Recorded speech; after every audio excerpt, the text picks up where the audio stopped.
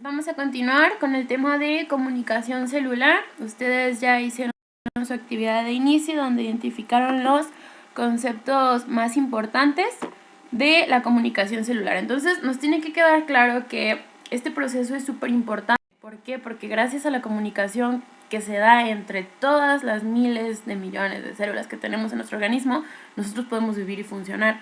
No quiere decir que nada más se encuentran estáticas formando órganos, como lo podemos ver aquí en la imagen. No, ellos necesitan comunicarse, es decir, intercambiar cierto tipo de información, forma de mensajes, específicamente sustancias químicas. ¿Para qué?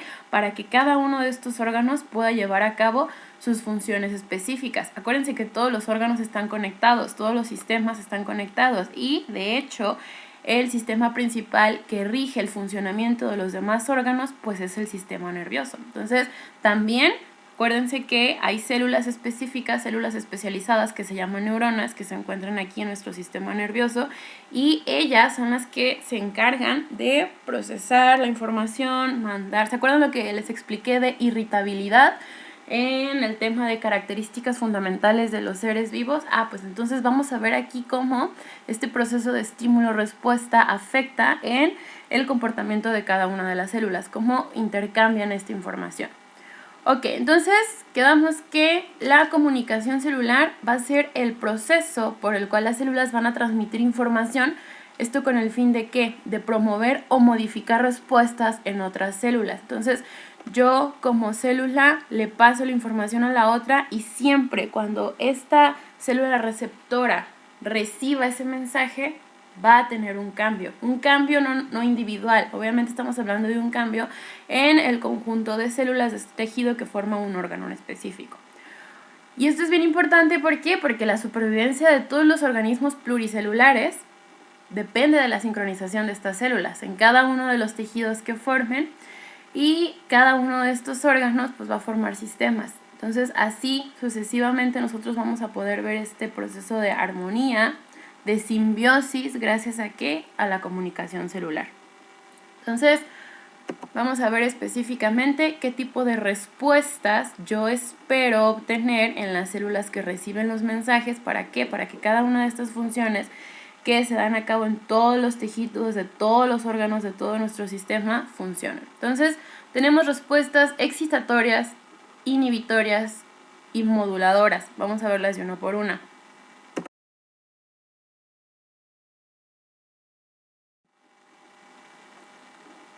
Antes de identificar en qué consiste cada una de estas respuestas en las células, tenemos que entender que los principales sistemas que se van a encargar de regular este proceso de comunicación celular, pues van a ser el sistema nervioso y el sistema endocrino. Entonces acuérdense que el sistema nervioso es el que está conformado por el sistema nervioso central, es decir, todo el encéfalo, todo este conjunto de órganos. Ojo, no nada más es el cerebro, acuérdense que aquí tengo cerebelo, tengo hipófisis, tengo varios órganos que conforman toda esta masa que se llama encéfalo, y que conforma el sistema nervioso central en conjunto con la médula espinal, que es el conjunto de nervios que pasa por los huecos de nuestras vértebras, de nuestra espina dorsal. Posteriormente tenemos otro sistema que es el sistema nervioso periférico, acuérdense, central, encéfalo y médula espinal, todo lo de amarillo, y sistema nervioso periférico es todo el conjunto de nervios que, si se fijan, están distribuidos a lo largo de nuestro cuerpo. Y que esos nervios, acuérdense que ya se los había comentado, son estas colitas grandes de las neuronas, específicamente el nombre era axón, y acuérdense que cada uno de ellos tiene al final sus receptores. Obviamente no todas las neuronas se encargan de mandar esta información, de recibir estímulos, de pasar respuestas, etcétera. No, hay muchísimos tipos de neuronas, pero bueno, las que se encargan de distribuirse a lo largo de nuestro organismo en el sistema nervioso periférico, pues van a ser con las neuronas que vemos acá, que tienen sus axones más largos. Aquí están los receptores, y estos receptores se pueden unir a otras células, es decir, a otro tipo de órganos. ¿Para qué? Para que se pueda dar este funcionamiento en cuanto a estímulo-respuesta. Y luego el sistema endocrino. El sistema endocrino es el que está conformado por el conjunto de glándulas, todas estas que vemos aquí, desde la hipófisis, que se encuentra acá, en el encéfalo, después bajamos a la tiroides y la paratiroides, súper comunes en estas enfermedades de hipo o hipertiroidismo, me imagino que las han escuchado. Tenemos las glándulas suprarrenales que se encuentran arriba de los riñones, que son las principales productoras de las hormonas del estrés, el cortisol, por ejemplo. Tenemos el páncreas, acuérdense que es el responsable de la producción de insulina, con esto se puede regular el azúcar en sangre. Cuando falla, pues podemos ver problemas como diabetes. Y los ovarios y los testículos. Entonces, si se fijan, todas estas glándulas, estos órganos que el nombre correcto es glándulas, se dedican a producir sustancias que son hormonas, y estas hormonas en esta producción van a tener una respuesta o un efecto específico en otro tipo de órganos. Entonces, por eso el sistema endocrino en conjunto con el sistema nervioso son los principales sistemas en el que se va a llevar a cabo la comunicación celular, ¿ok? Bien importante, ¿se acuerdan lo que les había comentado en irritabilidad, lo de estímulo-respuesta? Necesito que identifiquen cómo a la hora de que cada una de las neuronas en las puntitas de los axones o de sus dendritas, que son sus bracitos, se unen con otras neuronas o se unen con otras células de otro tipo de órganos, pues van a intercambiar información. Esta información o este mensaje que se intercambia en la comunicación celular, acuérdense que estamos hablando de sustancias químicas. En el caso específico de las neuronas, pues estamos hablando de neurotransmisores. Pero en el caso del sistema endocrino, pues vamos a ver que son hormonas y cada una de ellas se puede representar con estas pequeñas moléculas o bolitas que, si se fijan, salen de la primera célula, envían el mensaje y la otra célula que capta el mensaje a través de los receptores de su membrana plasmática. Fíjense cómo están aquí representadas las proteínas que reciben el mensaje, pues son las que se van a encargar de sintetizar. ¿Para qué? Asimilar. ¿Para qué? Para que posteriormente puedan pasar por la membrana plasmática de las células, ¿ok? Acuérdense de todo esto de transporte activo y pasivo. Así es como van a ingresar o salir estas sustancias mensajeras para que se pueda dar la comunicación celular. Esta que era la excitatoria, cómo el sistema inmune trabaja para poder producir y proteger el medio. Entonces vamos a ver que es un tipo de moduladora. Todas las respuestas encargadas del sistema inmune pues van a ser moduladoras, asimismo como las hormonas producidas gracias a partir del funcionamiento de la hipófisis, porque en la hipófisis empezamos con la liberación de sustancias que conocemos como hormonas. Aquí yo les pongo los nombres en los cuadritos, y asimismo cada una de estas glándulas son las que se encargan de producir estas sustancias. O sea, gracias a la actividad del hipotálamo en la hipófisis, que regula el funcionamiento del resto de glándulas que vemos aquí, vamos a poder nosotros obtener la producción de ¿qué? De las hormonas específicas de cada uno de los tipos de glándulas. Por ejemplo, la tiroides, ¿no? La tiroides produce diferentes tipos de hormonas T se llaman, que son las encargadas del funcionamiento adecuado de la tiroides. ¿Qué pasa cuando estas hormonas se producen en mayor cantidad o en menor cantidad? Podemos ver enfermedades, ¿no? Como hipertiroidismo o hipotiroidismo. Pero esta producción de hormona en la tiroides no se da solamente por la acción de la tiroides, tiene que haber un regulador previo, un modulador previo. En este caso sería todas estas señales que se mandan desde las neuronas de la hipófisis para modular la respuesta del resto de las glándulas que conforman mi sistema endocrino, ¿ok? Igual lo vamos a ver más explícito en los tipos de comunicación para que vean cómo se da cada uno. O célula blanco, aquí está. Yo necesito como tal, aquí está, dejarlo entrar, ¿no? Dejarlo entrar, pero acuérdense que las moléculas que se encargan de dejar entrar o salir los mensajes, las moléculas, las sustancias, pues son las proteínas de canal o las glucoproteínas, que son las que se encuentran traspasando toda la membrana celular de cualquier tipo de célula. Entonces, yo aquí tengo el medio extracelular, aquí tengo el mensaje que está intentando pasar, ¿Y qué es lo que hacen estas proteínas? Actúan como receptores. Acuérdense que cada receptor tiene un sitio activo afín y específico para cada tipo de sustancias, cada tipo de moléculas. Entonces, una vez que el ligando o mensaje, este es el nombre correcto del mensaje, el ligando, se une a los sitios específicos de los receptores de la membrana y deja pasarlos al interior de la célula, va a ser capaz de disparar una serie de procesos que conducen a una respuesta. ¿Cuáles respuestas? Las que ya vimos: excitatorias, inhibitorias o moduladoras.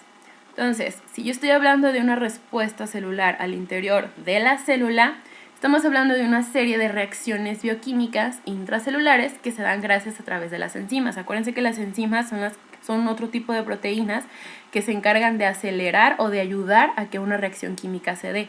¿Dónde se va a dar? Al interior de la célula. Por eso se genera una respuesta o un cambio. ¿Por qué? Porque este ligando, este mensaje, una vez que el receptor lo analiza y las proteínas de las células lo dejan pasar por sus canales, va a generar esta serie de cambios bioquímicos que se llaman respuesta celular. La sustancia producida se llamaba hormona.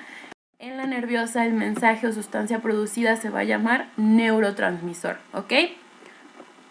Y luego tenemos la opción de la comunicación neuroendocrina, que si se fijan es una especie de comunicación combinada entre la endocrina y la nerviosa. Lo que pasa aquí es que son todas las respuestas mediadas por la hipófisis. Entonces las neuronas que se encuentran acá, lo podemos ver representado en este dibujo. Todas estas neuronas que se encuentran en la hipófisis necesitan estar dando mensajes, están mandando mensajes a las células de cada una de las glándulas. Posteriormente, las células de cada una de estas glándulas van a mandar el mensaje. ¿Para qué? Para que se empiece a producir en circulación la hormona. Entonces, yo estoy mandando primero un mensaje de neurotransmisor a partir de la hipófisis que llega a las células de cada una de las glándulas del sistema endocrino, y posteriormente estas células endocrinas van a producir hormonas que se van a llevar a circulación y posteriormente van a ser captadas por otro tipo de células de otros órganos para poder recibir una respuesta, ¿ok? Entonces, si se fijan, es la combinación de ambas. Después tenemos el tipo de comunicación autócrina, que es cuando una célula se comunica consigo misma. ¿Cómo es esta? Pues una célula puede tener sitios blancos en su misma membrana plasmática. Sale de una por exocitosis y se absorbe mediante receptores de la misma célula. ¿En dónde se puede dar esto? Cuando nosotros estamos viendo un proceso de crecimiento celular, podemos ver este fenómeno autócrino. Entonces, la célula se comunica consigo misma, ¿para qué? Para poder favorecer el crecimiento de sus mismas células, es decir, en reproducción celular. Lamentablemente, pues no nada más es para situaciones favorables. En el caso del crecimiento de tumores, estamos hablando de células cancerígenas. Lamentablemente así es como se reproducen de forma masiva. ¿Por qué? Porque este proceso de comunicación celular autócrino me sirve ¿para qué? Para la proliferación de la reproducción o crecimiento de estas mismas células. Entonces, si una célula practica la comunicación autócrina, quiere decir que está en reproducción.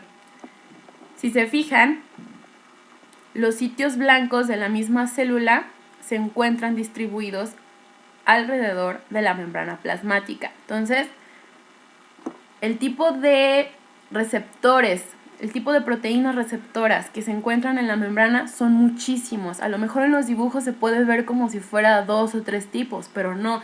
Hay muchísimos tipos, muchísimas combinaciones de receptores alrededor de la membrana de las células que necesitan tener esta variabilidad. ¿Para qué? Para poder identificar el montón de mensajes o el montón de moléculas que van a entrar. Muy bien. Siguiente tipo de comunicación, 1, 2, 3, 4, 5. Quinto tipo de comunicación, parácrina. Cuando yo estoy hablando de una comunicación parácrina, es decir que la célula señalizadora o emisora que emite el mensaje tiene la capacidad de mandar un mensaje. ¿Para qué? Para que muchísimas células lo puedan captar. Entonces, esto se suele dar entre células cercanas. Y esto se da, ¿para qué? Para la producción o secreción de sustancias. Entonces, si se fijan, yo tengo solamente una célula, que es la señalizadora, que sintetiza y produce el mensaje, y todas las células cercanas en su medio local o en su matriz extracelular van a recibir el mensaje. Siempre esto se da para producción de sustancias, principalmente pues de hormonas. Y la última comunicación, que es la yuxtacrina, siempre se va a dar entre dos células. Este tipo de comunicación también se llama comunicación por contacto. Este tipo de comunicación lo utilizan las células para poder formar tejidos o para reconocer alguna sustancia dentro de la función del sistema inmune. Entonces, tengo la célula emisora que manda el mensaje y la célula blanco tiene su receptor de proteína. ¿Qué es lo que tiene que haber? Un contacto, es decir, se tienen que juntar como tal las proteínas con la molécula que está mandando la célula emisora. ¿Para qué? Para que la pueda captar. Entonces, este tipo de comunicación se da muchísimo cuando, por ejemplo, las células del sistema inmune necesitan fagocitar a algún tipo de sustancia extraña o algún tipo de receptor de otro tipo de célula blanco. ¿Por qué? Porque tenemos muchísimos tipos de glóbulos blancos. Ojo, célula blanco no es lo mismo que los glóbulos blancos, ¿ok? Célula blanco se refiere a la que capta la señal. Y cuando les hablo de glóbulos blancos son los que conforman el sistema inmune, que es el que se encarga de defendernos en enfermedades o cuando nos intoxicamos, etc. Entonces, los glóbulos blancos, pues hay muchísimos tipos, ¿no? Se llaman linfocitos, pero hay muchísimos tipos de linfocitos. Entonces, cada uno de ellos tiene que trabajar en equipo y se mandan ese tipo de señales para saber cuáles van a atacar primero, cuáles son los de la segunda barrera, cuáles son los de tercera y así sucesivamente. ¿A través de qué? De un contacto. Entonces, si la célula, si el glóbulo blanco necesita como tal fagocitar la sustancia, es decir, comérsela, ¿para qué? Para poder defendernos de ese agente extraño, pues necesita pegarse a la célula que está mandando el mensaje. Esta célula puede ser una bacteria incluso, ¿ok? Entonces, ya dependiendo de las necesidades de cada uno de los órganos y sistemas y sobre todo de la distancia, pues es el tipo de comunicación que vamos a tener.